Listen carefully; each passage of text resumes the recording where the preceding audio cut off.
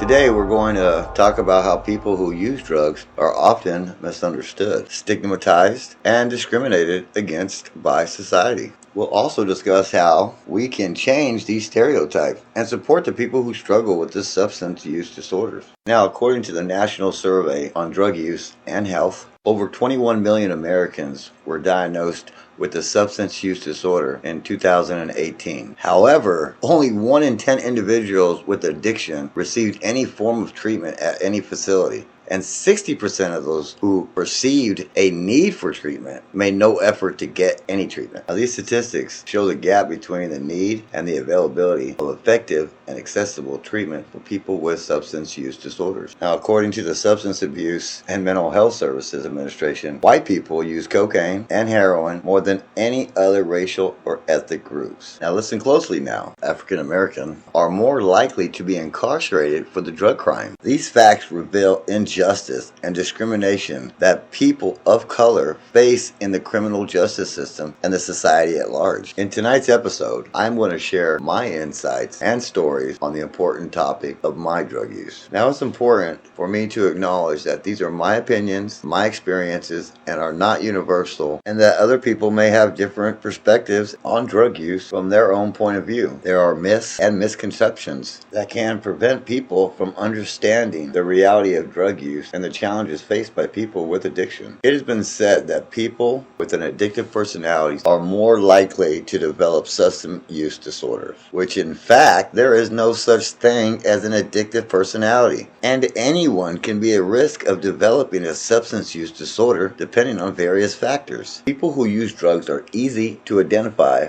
by their appearance or behavior. In fact, many people who use drugs have jobs, families, and normal lives, and do not fit the stereotypes of drug users. Here's a fun fact for you. Prescription drugs are safer or less addictive than illegal drugs. Wrong, because in fact, prescription drugs can be just as harmful or addictive as an illegal drug. Okay, here's one more for you. Addiction is a choice. Once again, I do want to share these are my opinions and my experiences with addiction. Now, when it comes to a choice, you have a choice. A lot of people say it's not that easy, but it can be that simple. During my drug use, I was never wrong. Everybody else was wrong. That was in my head. So what does drug users do the most and the best at doing? Pointing the finger. Never taking blame. Never taking responsibility for their actions. You need to be accountable. Once you are accountable for your actions and you truly see who you are, then at that time you can change. And the reasoning that I say that is, cannot associate yourself with people that are doing illegal drugs when you are trying to get clean or living the life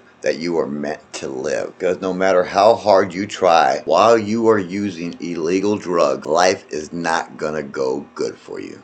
Okay? Like they say, the definition of insanity. You keep doing the same things over and over again, expecting different results. You're gonna have the same results every single time. You're constantly going to be thinking people are either talking about you or they're giving you that look. And you know the look that I'm talking about. When you walk in a room and you open your mouth or you walk a certain way, they give you that what the fuck look. So I feel when we stop blaming the drug and start looking at ourselves in the mirror, realizing when it comes to illegal drugs.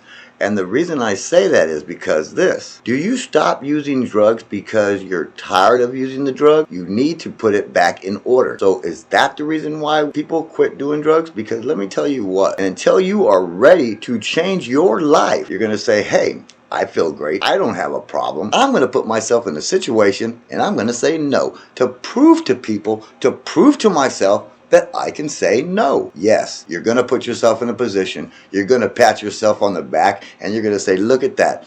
I can say no. But what you forgot about was you still have the connection to the guy that's selling the drug, okay? So when you're having that bad day or you don't feel like hearing what the world has to tell you, what you going to do? They call it relapse. They call it backsliding. What they should call it is you just made a choice to get back into the bullshit life that you've been living, and you are not being accountable for the things that you are doing. Because a person that is a very busy person that has sense of responsibilities and has things that they have to take care of cannot do drugs. Because when you do drugs, you put everything off. There would be times that I would leave my job, go home for lunch, been clean, been sober 6-7 months. My jobs are good, my income is good, my family life is good, and someone will stop by and say, you want a line? What's one line gonna do? It ain't gonna do nothing. I'm strong, remember? I got my life together. I can go ahead and do this. Wrong. You might get away with it that one time. You might go back and do your job. You might do the things that you normally have been doing. Great. But guess what? It doesn't work like that, okay? So in the making of this podcast, I tell myself, what do I have to offer? We're about to get real right now, unexposed,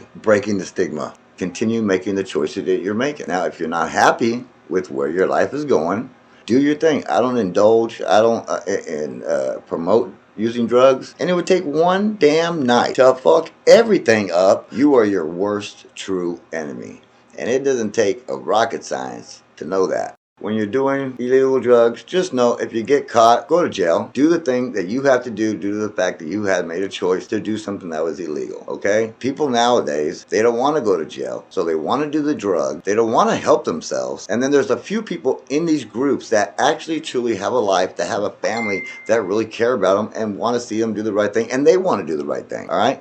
And they're the ones that are kicking themselves in the head at the party. I know I did, when everybody was having a great time and like, Robert, what's wrong, man? Why aren't you having a great time? Because guess what? I'm not supposed to be here. I'm supposed to be home with my children, getting ready to take them to school. Everything that you work for can all go down the shit in 2 to 3 seconds. Before you make that decision, think about where your life is headed. And if you want to continue that path between incarceration with drugs and therapy and treatment, and come on, man, open your eyes. It's been exposed. Get to a point in your life where you feel you're worthless.